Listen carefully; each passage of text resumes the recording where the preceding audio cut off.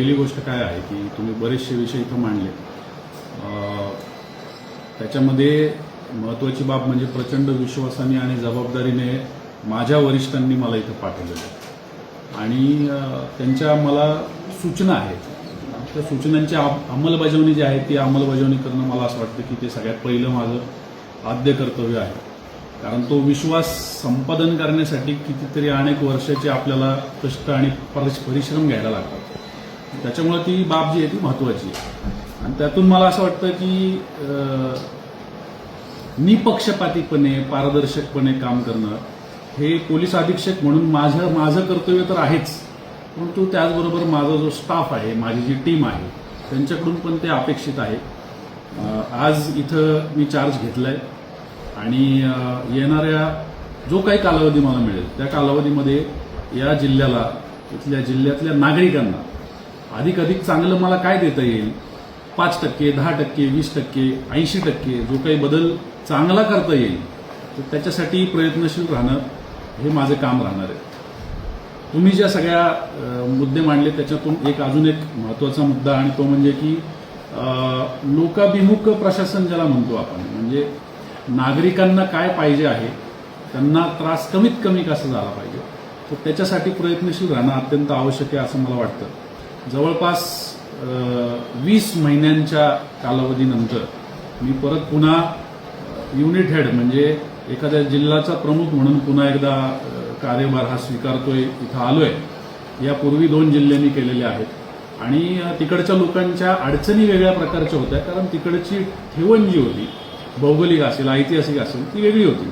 इथल्या आता अडचणी समजून घेणं आणि त्याच्यावरती एक करून त्याच्यावरती मार्ग काढणं हे मला वाटतं की ही महत्त्वाची प्रायोरिटी आहे. आवश्यक त्या सगळ्या ज्या गोष्टी आहेत या गोष्टींमध्ये सरते शेवटी की आपण आलो आणि आपण जाताना हा जो फरक आहे, हा फरक लोकांच्या दृष्टीने जास्तीत जास्त चांगलं प्रशासन आपण कसं देऊ शकलो हे महत्त्वाचं आहे आणि त्याच्यासाठी मी इथं प्रयत्न करणार आहे. तुम्ही सगळ्यांनी सुद्धा त्याच्यासाठी माझी मदत करावी ही तुम्हाला सगळ्यांना मी विनंती करेन. मार्गदर्शक म्हणून सुद्धा तुम्हाला मोठी जबाबदारी पार पाडायला लागेल. कदाचित असं होईल की एखादी गोष्ट तुमच्या मनासारखी नाही व्हायची, एखादी गोष्ट तुम्ही सांगाल आणि मी नाही करायचो, पण तो जो काही चिमटा असेल तो चिमटा तात्पुरत्यासाठी का होईना तो तुम्ही सहन करावा अशी मी तुम्हाला सगळ्यांना विनंती करेन. कारण त्यातून आपल्याला येणाऱ्या कालावधीसाठी एक चांगला मॉड्यूल या ठिकाणी सेट करायचा जो पुढे कार्यरत राहील आणि माझ्याही पेक्षा जास्त नागरिकांनी, इथले जे पोलीस आहेत, पोलीस शेवटी नागरिकांचा चेहरा असतो. जसा समाज असतो तसा पोलीस असतो आणि या पोलिसांच्या आणि नागरिकांच्या ही जी काही सांगड निर्माण होईल, या सांगडीमधून येणाऱ्या भविष्यासाठी आपण इथल्या सगळ्या, ते राजकीय असू द्या, सामाजिक असू द्या, पत्रकारितेतले असू द्या, ज्या लोकांना हितचिंतन या जिल्ह्याचं आहे त्याच्यासाठी आपण त्या सगळ्यांच्या मार्गदर्शनाखाली काम करून जास्तीत जास्त चांगलं प्रशासन देण्याचा प्रयत्न करूया. साहेब, राजकीय जे आता गेल्या काही दिवसापासून राजकीय क्षेत्रामध्ये पोलिसांचं नाव खराब झालं आहे, याकडे तुम्ही कसं पाहता? मला असं वाटतं की त्या सगळ्या गोष्टींच्या पार्श्वभूमीमध्ये मी घुसलेलो नाही. मला त्याचं ब्रीफिंग झालंय निश्चित, परंतु मला असं वाटतं की या सगळ्याच्या पलीकडे जाऊन आपण आता काम करणं गरजेचं आहे. आपण आता पुढं सरकणं गरजेचं आहे की आपल्याला लोकांचं काम करायचंय. लोकांचं काम करत असताना लोकांसाठी काय करायचंय ते जास्त महत्वाचं आहे. आपण त्या प्रश्नांकडे जाऊ आणि म्हणूनच तुमच्याकडून ही पानभरी यादी मी आता प्राप्त करून घेतली. गुन्हेगारीवर आळा बसेल का आपल्यावर?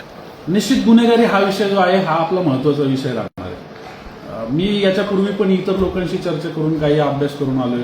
त्याच्यामध्ये काही ज्याला आपण असं म्हणू शकतो की गुन्हेगारीचे पॅटर्न या जिल्ह्यामध्ये वेगवेगळे आहेत. म्हणजे जिल्ह्याच्या विशिष्ट भागामध्ये वेगळ्या प्रकारची गुन्हेगारी आहे. कुठं MIDC आहे तिथं वेगळ्या प्रकारची गुन्हेगारी आहे.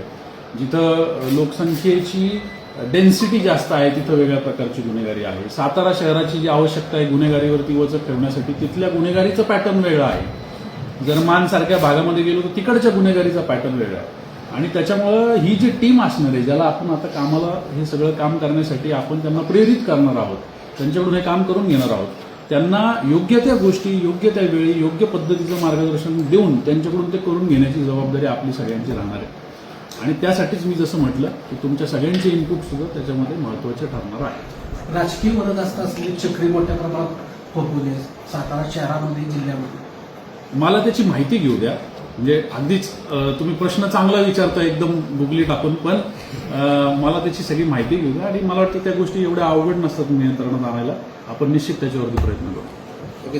अशाच महत्त्वाच्या आणि नवनवीन बातम्या पाहण्यासाठी आमच्या माणदेशी आवाज चॅनलला सबस्क्राईब करा आणि हा व्हिडिओ जास्तीत जास्त शेअर करा.